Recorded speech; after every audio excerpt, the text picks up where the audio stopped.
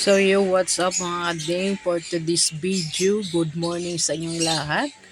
Parang gusto kong kumain ng kilawin mga kading. At yun na nga, namalingki na nga ako mga kading dyan. At ito ang nakikita ko na isda mga kading. So gusto kong magkilaw talaga mga kading. So ay mga kading, lilinisin ko muna ito. At then, bye. Mga kading, malinis na siya. At nahimay ko na siya mga kading. Ayan. Yun. So, ayan, sunod naman natin mga kading ay itong mga lamas. Ayan. Yun. Kinilaw. Ayan, wait nyo ako mga kading.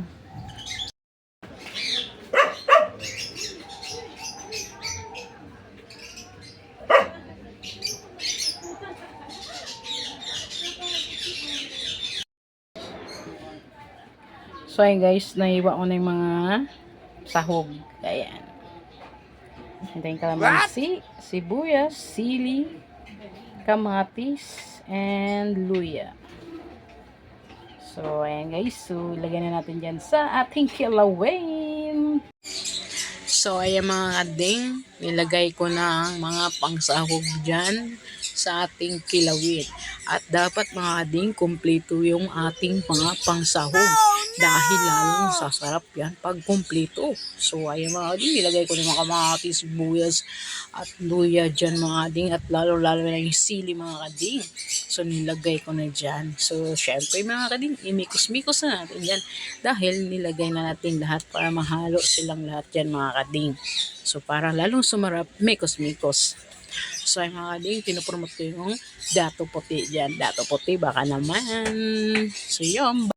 At yun mga kading, para lalong sumarap at lalong lumasa, lagyan natin ang bechin.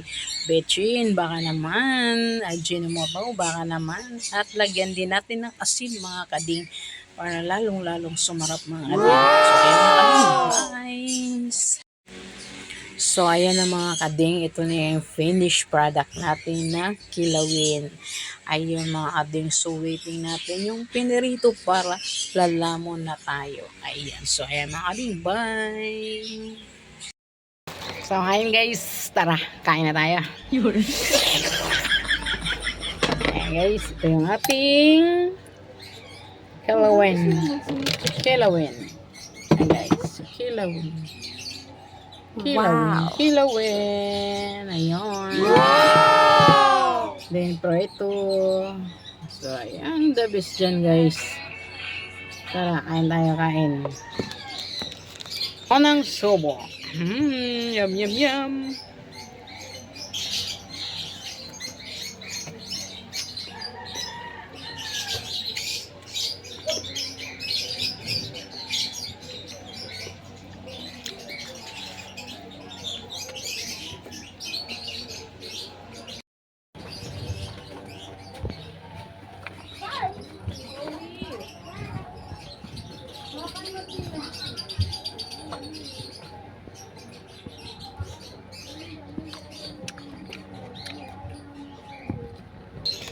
Sarap ng kinilaw guys.